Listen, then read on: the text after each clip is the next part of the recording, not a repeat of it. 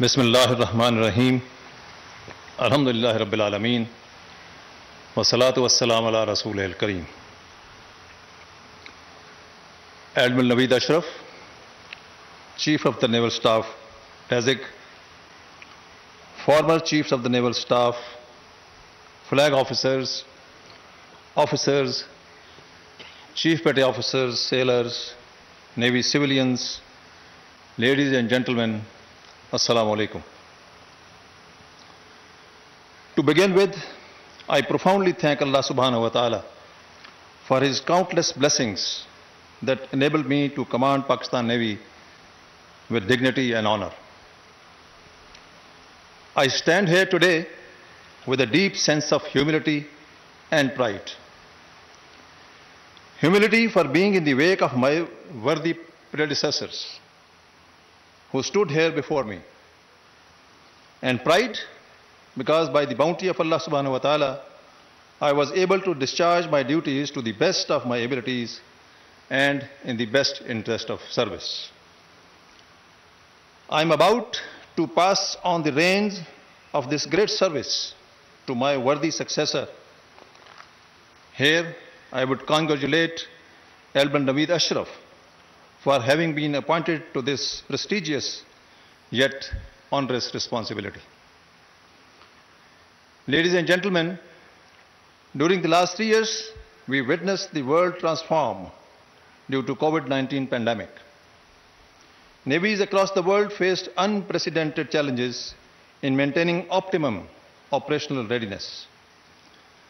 The pandemic also impacted the world economy due to large-scale shutdowns, and Pakistan was no exception. We also endured deteriorated internal security situation post-US withdrawal from Afghanistan and the devastating floods of 2022 that struck us at a critical juncture, causing loss of precious lives and accentuating strains on an already fragile economy.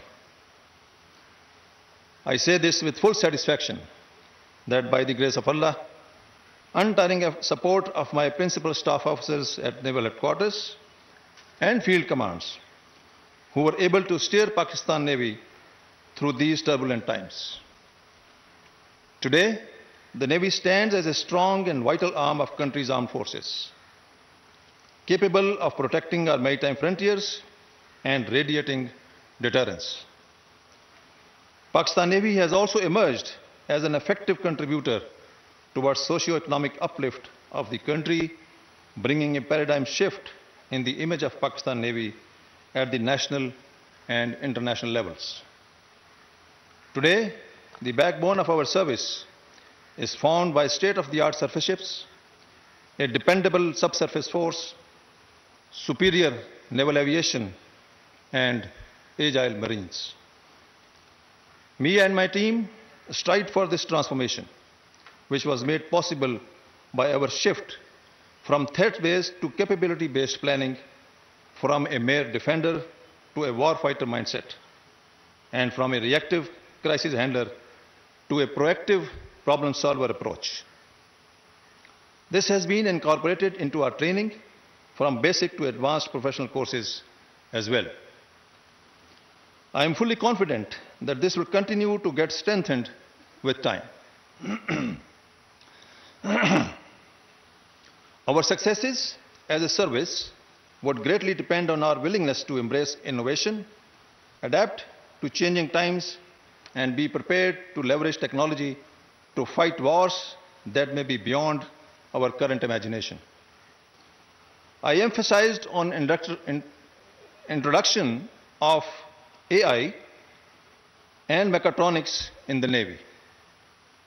We must keep in mind that capabilities of artificial intelligence, robotics, and unmanned systems would be the cornerstones of success or failure in the next conflict. We cannot afford to ignore these domains, not even slightly. In this age of fifth-generation warfare, our people are under a multitude of social, economic, and ideological stresses, which are ubiquitous in nature. This needs us to continue to stay engaged with our crew so that all adversarial attempts may be fought back strongly.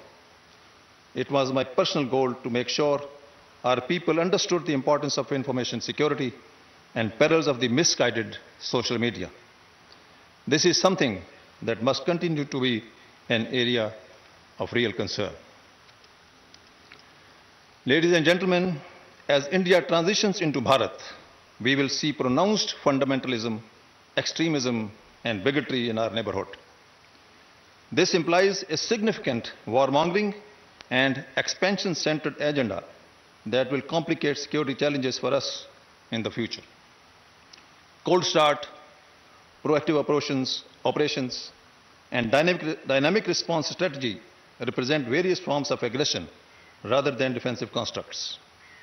We must be prepared to respond to these challenges with professionalism, preparedness, and unwavering self-esteem. Apart from the traditional nemesis, we face myriad non-traditional and unconventional threats. Although the number and intensity of these threats might change, they will continue to perpetuate our security priorities. Terror groups, non-state actors, and subnational dissidents will remain a source of hybrid war, stretching our warfighting resources. Situational awareness and training at all levels will be the principal determinant of our dominance over these forces of tyranny across the spectrum of conflict. Ladies and gentlemen, Pakistan believes in collaboration when it comes to maritime security. Being the first regional country to join CMF's initiatives, Pakistan was again the first country to voice for and demonstrate the region-led, region-owned maritime construct of regional maritime security patrols. Aman series of exercises are one of the biggest international platforms for many nations around the world to muster together and share views on issues surrounding security and threats. Our Navy is the major practical component of Pakistan's foreign policy. Our ships carry the impression of first responders whenever a humanitarian crisis strikes humanity. Tsunami relief, Sri Lankan floods, Pakistan's super floods, the African food crisis, and Turkey earthquakes are some of the occasions where our naval ships played instrumental role in HADR. In the recent Pakistan floods, our brave men and women rendered their exemplary services and rescued thousands of flood victims and provided medical relief and shelter.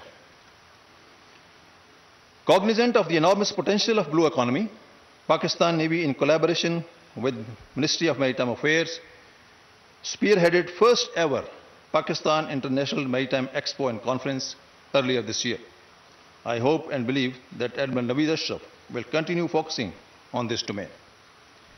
Contribution to nation building has always been on the agenda of naval chiefs, and our service has done enormous work to provide quality education, improved healthcare, and other services to our coastal communities.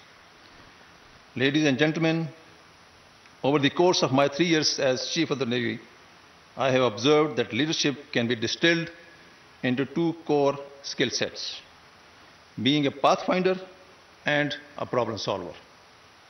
We live in an age of change where combating uncertainty is the key leadership function. Being a pathfinder will instill an unshakable belief in your ideas, plans, and motives among your crew. Now more than ever, a clear-headed, bold, and decisive approach is needed. Problem solving is the second most crucial set that our officers and men must possess. In military service, do not think of any problem-free day. It won't happen. This necessitates leaders in these uncertain times to have or develop the quintessential capability to solve problems. Our leaders must avoid getting entrapped by risk aversion where it comes to those 2 skill sets. The work of arms is all about risk.